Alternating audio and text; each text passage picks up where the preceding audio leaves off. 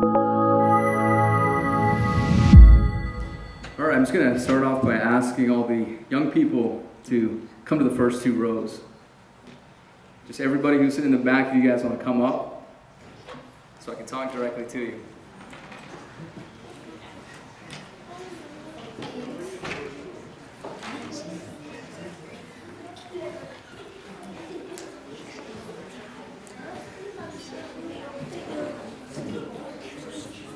Got a good crowd here today.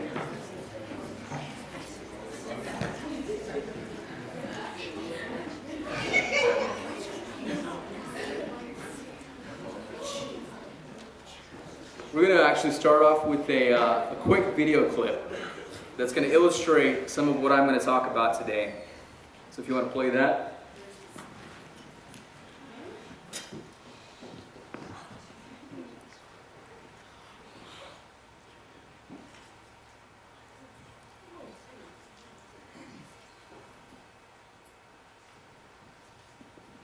The audio on that?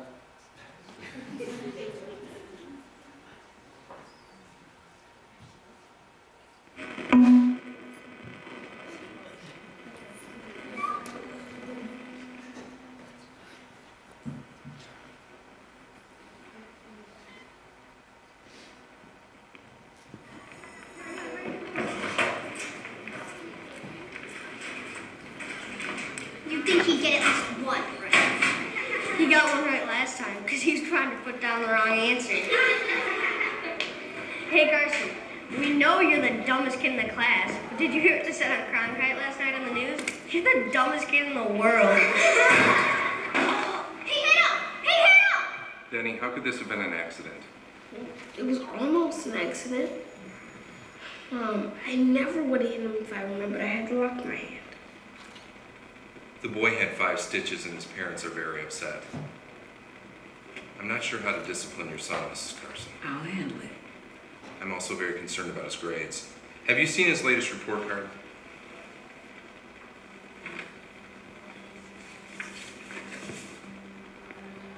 So what happened? You weren't getting grades like that in Boston. Boston was easier. They didn't ask us to do much. Well, I ain't asking you either, I'm telling you. You weren't meant to be a failure, Benny. And you can control your temper, and you can bring your grades up too, I know you can. I'm dumb, Mother. No, you ain't. You a smart boy. Listen to me. You just ain't using that smartness. Now, if you keep getting grades like that, you're gonna spend the rest of your life mopping floors in a factory, and that ain't the life I want for you. That ain't the life God wants for you either. Yes, Mother. That clip is from a movie called Gifted Hands. When I was about 9 years old, I got a gift from my uncle and aunt. They gave me a book about the life of Dr. Ben Carson. I don't know how many of you guys know his story. I see hands going up. Yeah, definitely. I remember when I read it when I was 9 years old and being inspired by his story. And this clip is from a movie about his life. A stage in his life where he was transitioning. His father wasn't in the picture. His mom was working extra hard to provide a way for Ben and his brother. And so he's struggling in school. And he's being teased. He's not the smartest kid. He's not getting the highest grades. And so he's experiencing all of this pain. And as we saw in this scene, he doesn't feel confident about who he is. If you know his full story, Ben Carson becomes Dr. Ben Carson. He's a neurosurgeon, one of the most world-renowned surgeons, and he has performed some of the most amazing surgeries.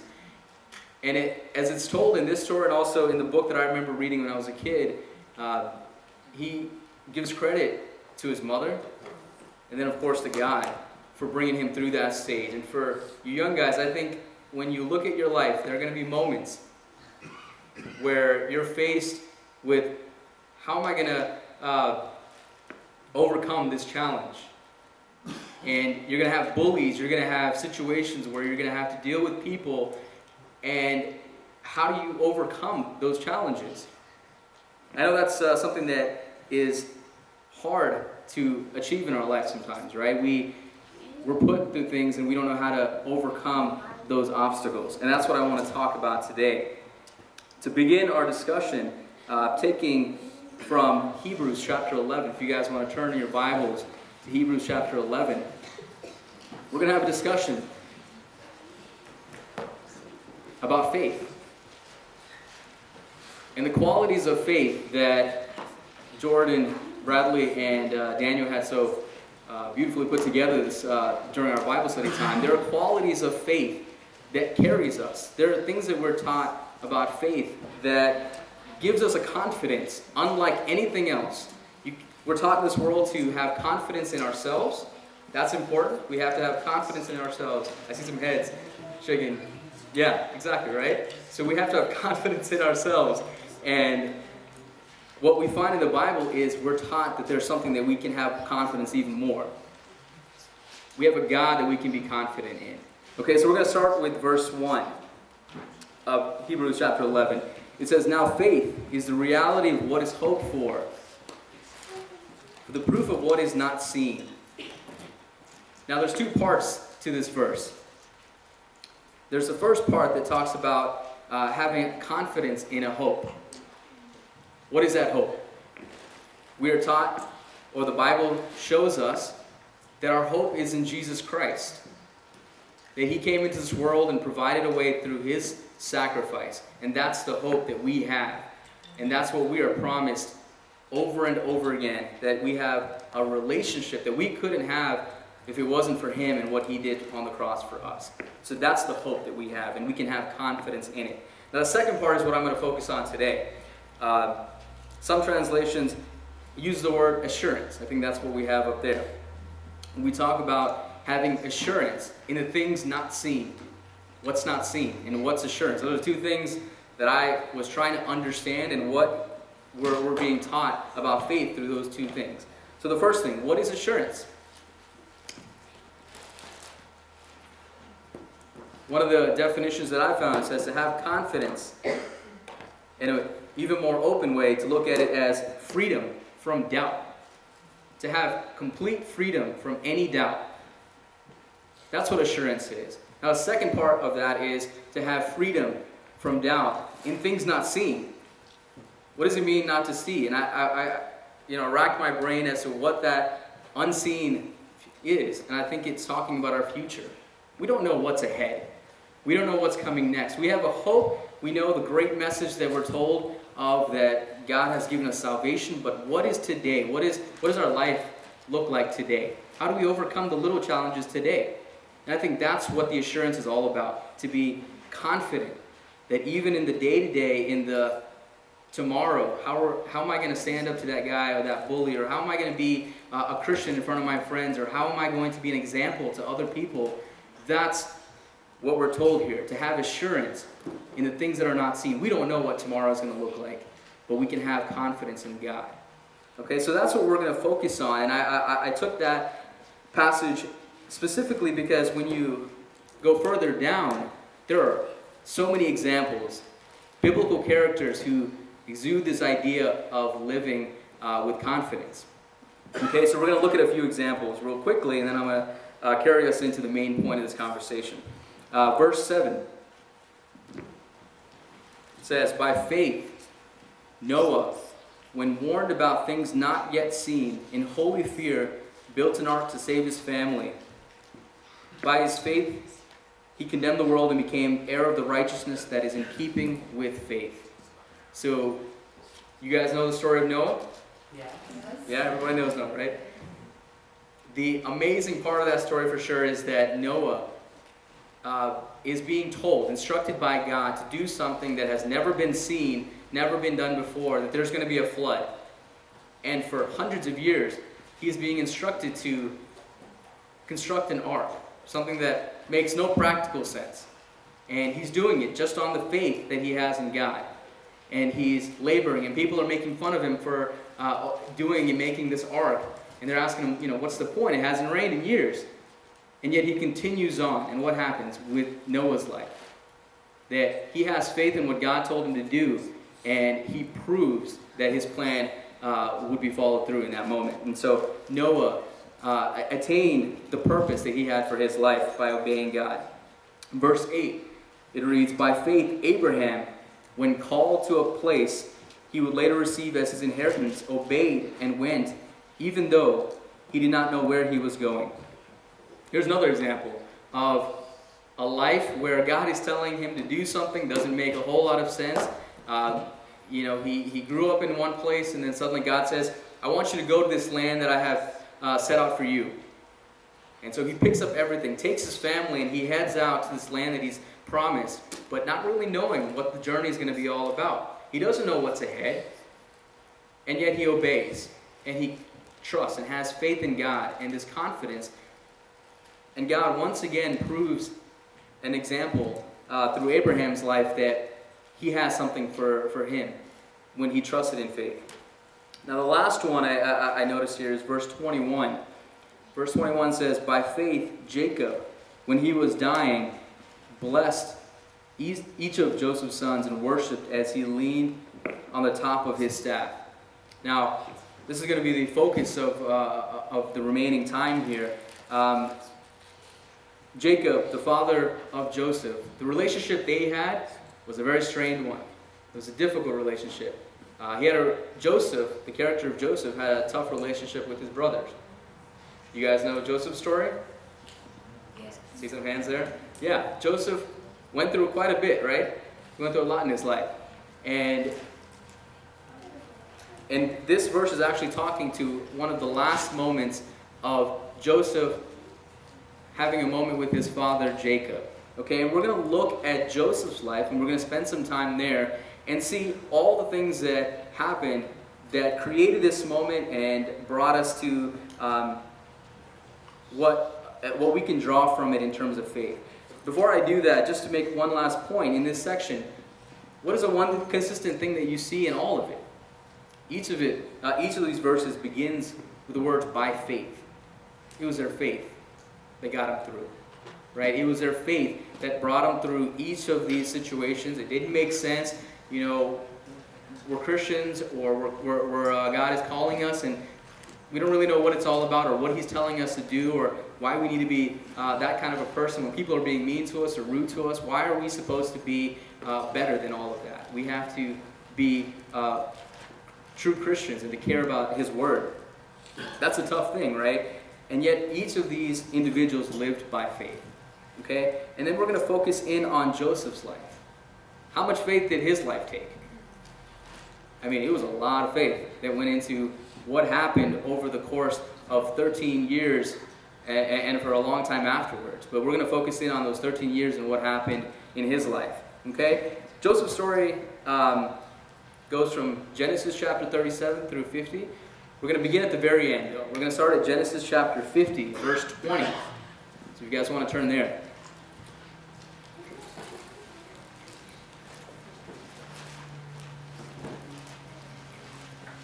This is the very end. So this comes after what we just read in Hebrews, but they're at a funeral. Jacob has passed on, and now Joseph and his brothers are standing, and Joseph says these words to his brothers. Something I want you guys to take note of. It says, "As for you, you meant evil against me, but God meant it for good, in order to bring about this present result to preserve many people alive." It's hard to understand why God has called us to be Christians. Last time I had an opportunity to speak here, I talked about endurance. And what we're called to as Christians to endure, even past all the struggle, even past all of the circumstance in which people make it difficult for us to be kind and to care. And they push our buttons. And we have to respond in kindness. This is an amazing thing that we see in the Bible over and over again. We're called to kindness. We're called to be His children in all of those situations. And so Joseph, in that moment, what we see in that scene is that Joseph is standing there at that point in his life. God had seen him through all of these struggles, and he's one of the most powerful men in Egypt. Okay? And as the most powerful man, his brothers are looking at him, realizing now they don't have their father. They don't have Jacob there to prevent Joseph from taking revenge on him. Joseph could do anything that he wanted at this point to them. But he responds this way and says that what you meant for evil, God meant for something greater and something good. It's hard to see that sometimes. Sometimes the hurt is too real, and it's too hard to see God's bigger purpose in our life sometimes. But this example teaches us that in all the things that Joseph went through, at the very end, God proved his purpose in his life. I mean, that's an awesome thing to know and to experience in our life. Okay, so what happens, these 11 faces are looking, not just looking at him, wondering what he's going to do next, but they're truly afraid for their life. Because he could easily call his guards to take his brothers away. But Joseph doesn't respond that way. Okay, and what we're going to look at right now is what had happened in Joseph's life that produced this attitude, this difference that I believe we can all take with us and carry into our life. What was the attitude? For all of the things that we're going to look at right now, why was he so different that at the end he had nothing but mercy on these brothers who did nothing but evil to him? Okay? So we're going to go back to the beginning now. Now that we have a picture of what it looked like at the end, we're going to start back at the beginning, going back to Genesis chapter 37, and see where it all began.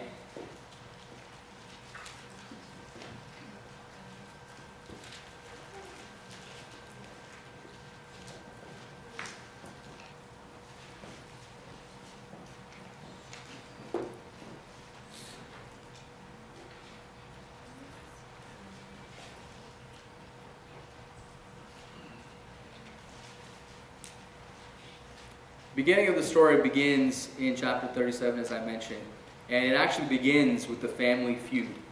The story begins with Joseph being he's pulled out by Jacob and chosen as his favorite. And we see this being demonstrated in a couple of different ways. Jacob gives him a really cool, colorful robe, and he's wearing it around, and he's showing it off in front of his brothers, and of course I'm sure that made him angry, made his brothers angry. But Joseph was clearly shown as Jacob's favorite, and that created some tension, some anger with his brothers. Another example is that his brothers would be out in the field, and they would be attending to the flock, and Joseph would come as the guy who would get a report on where things are. He played supervisor, and he'd come to see where they were at in terms of their work, and then he'd report that back to his father Jacob. So another thing that he did probably annoyed his brothers a little bit. Top it all off, he does something that I would definitely advise never to do. He has a few dreams. He has a couple dreams. Examples of how he uses a couple examples to show how his brothers would eventually bow down to him. And then, of course, he goes and tells them these stories. He tells them how they're going to bow down to him. Don't do that. That's really not a good idea. So that's what he does. He goes and reports this. Well, how do you think his brothers responded in that moment? They were mad, right? Would you be mad? I'd be mad. So they were mad. But the thing was, they were so mad, they were mad enough that they wanted to kill him. They wanted to make sure he was not a problem anymore. And so they took him. And in the moment when they were going to kill him, one of his brothers suggests, let's put him in a pit. Reuben tried to preserve his life and see if he could hold him off long enough to save him, and said, let's just throw him in this pit. Well, Reuben walked off. Big mistake on Reuben's part. He walked off and came back in. They had devised a plan where they would sell him off to slave traders. That was Judah's idea. Judah's like, why don't we sell him off? There's these slave traders coming through. We'll sell him, and we'll make it look like it was an accident. We'll have blood on his jacket or his coat, and we'll tell father that it was all an accident, and he just died. Well, Joseph gets sold in that moment, and he gets sold off to these slave traders that are heading to Egypt. Okay, and Reuben's upset about this, and the brothers figure they had a plan here, and they got Joseph out of the picture, and he's no longer their favorite. And of course, Jacob responds. He's upset. He begins to weep, find out that his son had been lost. And so there's a lot going on in that relationship. And in Genesis, we see a lot that's happening in that family and in that relationship. But we're going to follow Joseph and see where his journey went. Okay? Joseph at that point is being taken to Egypt. And as fortune would have it, he ends up at the house of a man named Potiphar. Now, Potiphar wasn't just any man. He was the commander of the guard, captain of the guard. He was the guy that was in charge of basically Pharaoh's army. One of the most powerful men in all of Egypt. And Joseph ends up as his servant. Okay? That was all not, it wasn't just an accident that happened and that he would end up there. There was something there, and we'll talk about that in a second. So he ends up at Potiphar's house.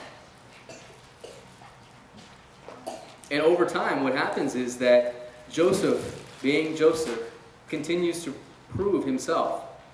And it's clear that it's through God's guidance that everything kept falling into place in his life.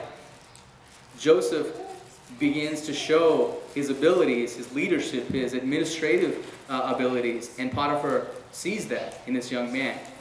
Joseph was 17 years old when he was sold, when he was heading to Egypt. He was 17 years old. Not a lot older than you guys. And he is being taken to Egypt, to a place he's never been before, and to a situation that's not at all what he'd want or any of us would want. And in that place, he decides, you know what, I'm not going to lose hope. I'm going to continue to work because God has to have a plan for me. He has to have a plan for my life. So he works and he proves himself and shows that he's not only capable, but to such a degree that Potiphar responds and says, you know what, I'm going to put you in charge of everything in my house. The only thing I'm going to worry about is what I eat today. But I'm going to put you in charge of everything else.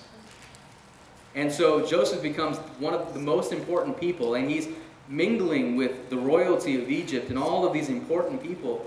And all of that's happening in his life, and he becomes this figure amongst this group, amongst the royalty.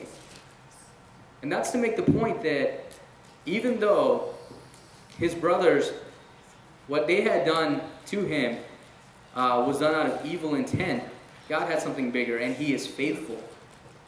He is faithful in our life. God's faithfulness is felt over and over again, right? I think when we look at our life, stuff doesn't make sense. In a moment we're frustrated or we're angry about how things are going in school, or people are being rude and mean, and how do you respond? And I think we have to remember God is faithful. That's one of the elements of his promise to us, that he's with us and he's going to carry us through no matter how hard it seems at times. So we have this promise in his faithfulness. Okay? Things are starting to look up. He's starting to experience, he's made a place for himself here in Potiphar's house. And then things start to unravel again. And Joseph, while being obedient to his master, as well as God, it starts to unravel again as Potiphar's wife accuses him of a sin. And it infuriates Potiphar, and he throws him in jail. I think any time in our life we start to experience a high, there's always something that's coming back down, right? We start to see things come up, and then something else goes wrong. Life can often be that way. We have a great day, and then the next day, something comes out of left field, and we don't know how to respond to it. And that's what's happening in Joseph's life right now. But we have to remember, when we talk about his faith, God's faithfulness in all of this, God was faithful to him by showing favor in Reuben's eyes that saved him the first time. It was having favor in Potiphar's eyes that gave him the position that he had here. So we're going to see what happens to him after this. So he ends up in jail. I think if I was Joseph, I've already gone through the whole being a servant thing, and I've struggled my way back up, now back in jail, would feel hopeless. Would feel like, I keep trying, I keep putting my best foot forward, and somehow it all keeps falling apart. But what do we see in Joseph's life? He responds in an amazing way, something that we can take with us. We see that while Joseph is in jail, he does what he does best. He proves himself in front of the jailer. The chief jailer responds to him and looks at Joseph and sees an individual that wants and cares to be obedient and to lead and to be an individual that sets an example. Even in jail, Joseph finds a way to be that person. You would think that in jail you just kind of give up, but Joseph didn't. He said, God has a purpose in my life. I'm not going to lose sight of that. And I want you guys to take that. He's been through being a slave and now in prison, and he still finds a way to have hope. Okay, and the story continues on. Miraculously, things keep coming to him, right? And I think that's all examples of how God is providing and guiding our process and guiding our life in a way that we don't fully understand today. But he has something in mind for us. Okay, so what happens? He is in jail and he encounters two figures. The king's baker and the king's wine bearer. Both of these individuals have a dream. Now we talked a little bit earlier about how Joseph was a dream interpreter. He shared dreams that he probably shouldn't have shared. But in this moment, that's coming in handy because he's hearing the dreams of a baker and of a wine bearer. They come to Joseph and say, "We have these dreams. We don't know what they mean, and can you help us with this?" Well, God instilled this ability in him for a purpose. He had something in mind. So he interprets both of their dreams, and he does it successfully. Well, he turns to the baker and says, the wine bearer didn't have a dream that turned out too well, but the baker did. And the baker fully, was it backwards? Okay, it was the wine bearer. He experiences a positive return in his life, and he only asks him to do one thing for him, and that's when he is restored fully to the king's side, that he would remember him, and says, "Just remember me. Don't forget about this guy sitting here in jail." And I think that's an important lesson for us as well. What happens in that moment? What happens? Does he remember him? Does he tell him about when he gets to the king? No, right? He doesn't. He forgets about him. And not just forgets about him for a day or a couple of days. He forgets about him for 2 years. So he's stuck in jail for another 2 years with nobody remembering this poor young guy who is stuck, trying to do the right thing, trying to be this example in his life and to those around him, and to love and to care for those around him, and yet somehow he finds himself stuck again. Well, as God's purpose continues to unravel in his life, Pharaoh has a dream. Pharaoh has a dream, and it makes him restless, and he doesn't know what it all means. Well, the Pharaoh calls all of his magicians and all of his teachers, and brings them to him and says, "Can any of you interpret this dream for me?" All of them heard the dream, didn't really have any clue what it was about. Then it clicked with the wine bearer. He's like, there was a guy in jail that was able to do this. I mean, just thinking about how all of those things aligned. Well, he was thinking of Joseph, who's sitting in jail, continuing to be the guy he's been all through his life. And so the Pharaoh calls Joseph to his presence. Now, it says in Genesis that he was 30 years old. 30 years old. He was sold into to be a slave when he was 17. 13 years have passed in his life with such ups and downs, where he's able to do great things in Potiphar's life and then ends up in jail. We don't really know the full scope of time that was, but he finds himself in this moment. 13 years have passed, and finally he's standing before the Pharaoh. And I could imagine what he's thinking about and all that is coming over his mind. It's been a long journey. It's been a lot of time spent trying to figure out where God is taking me, and now he's here. And so the Pharaoh asks him to interpret his dream. And without getting into the dream in detail, it basically outlines what the condition of, it talks about a famine. It talks about a famine that's coming. And a time where 7 years where there would be prosperity, and then 7 years where there would be a famine. And he clearly is able to interpret this dream for the Pharaoh, and Pharaoh is amazed by what Joseph was able to do. This young guy was able to interpret his dream so profoundly and so well. Well, he responds in that moment and says, "It's not me, it's God. It's God who's working in and through my life that's making it possible for me to interpret this dream." And I can imagine even the greater story he's telling in that verse. He's saying, it's not me that's interpreting this dream. It's not me that has brought me this far. It's God who's carried me all this way and who's taken me through. And it's by faith, just trusting in the things that I couldn't see ahead of me, in the things that I didn't know were meant for me, that all of this is happening. And he interprets the dream, and then we see Pharaoh's response. And I think the emotions that he must have felt when he hears Pharaoh's response, that he says, you have successfully interpreted this dream, and he prepares not only Pharaoh, but all of the lands of Egypt and all the countries and nations around it. The influence that his interpretation has led to, it's just mind-boggling. We don't know the extent at which the things that we do, the little things sometimes, what the purpose of all of that is, and yet there's something bigger in mind. Okay? And so that's what we see in what happens to Joseph. But then Pharaoh takes it a step further, and he lifts Joseph not only from jail, but he places him in a seat of power, makes him the second most powerful man in Egypt. And at the time, Egypt being the most powerful land in the world, it makes him the second most powerful person in the world. I mean, that's an astonishing place to be taken from jail all the way to the highest position like he was. And all of that came through him trusting in God.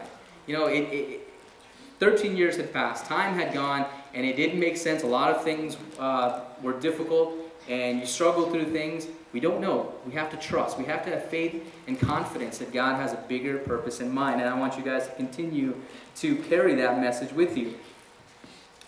Well, I'm not going to focus in on the story. We've already talked about the end of Jacob's life and the moment that they had. Eventually, his brothers will arrive, and there's a moment where Joseph reveals who he is to his brothers, and his brothers are astonished that all of this has happened to Joseph. They threw him in a pit, and they thought he had died, and somehow God had taken him through this amazing journey and brought him to the seat of power. And they had a reunion, and all of that happened. But when we look at the end, once again, at chapter 50, his response, for all that he went through, all that he had been put through, he walked that path of faith. And so he could confidently respond by saying, what you meant for evil, God had something good. I want you guys to remember that. Carry that promise with you. That sometimes the things that make it difficult for us to be good Christians or just to be good people, it might look like, everybody and everything is pushing down on me. We have to know that God intends for something good in our life, and we have to care about it that way. And we have to think about it that way. And that promise, we've already talked about God's faithfulness. He's not going to forget us in our time of need. He is present in that time of need. We also remember that He led him through this process. He guided his steps. Every time he was able to arrive at a place where things seemed to be kind of leveling out and it's starting to make sense, something else happens and he's shaken again. But God continued to guide him through that and place him a step further along because he trusted. And He wants to grow that into our life, and we have to trust that He'll do that. So we see God's guidance in all of it. Now, in Joseph's example is an example of God's grace. It's an example of it because we see, even as Christians, the grace that we experience in knowing Jesus Christ becomes real to us and then to those who are around us. That when we know that Jesus had gone to such great lengths for us and done everything for us to experience Him and to know Him, we have an attitude of grace as well. And how we respond to situations and to people will be completely different. And that's what Joseph did. Even though his brothers did what they did, he responded with grace and an attitude of love and care. And he remembered them and showed mercy to them. These are three elements that I felt are so relevant to the idea of our faith, of our assurance, of our promise. And it's not something that is developed out of, one moment God is there or one moment God is not there. If we look at Psalms 139, it gives us a beautiful reminder. If you want to turn there, Psalms 139.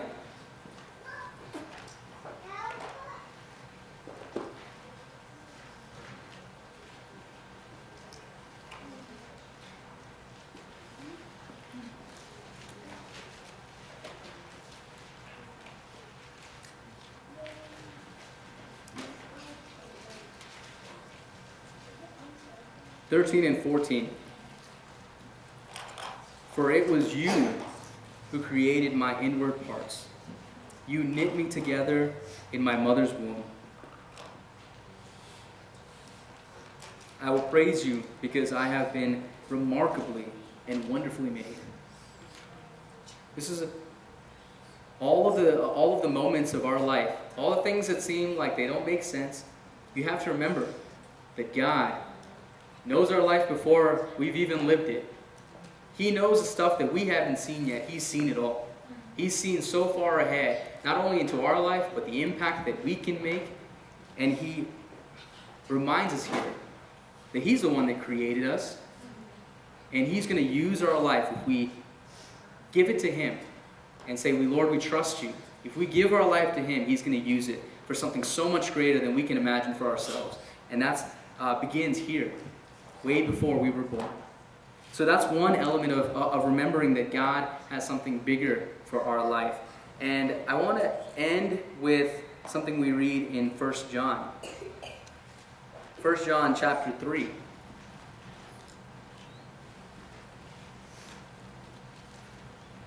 A verse that's carried me through a lot of tough moments. 2 verses. 1 John chapter 3, verses 20 and 21.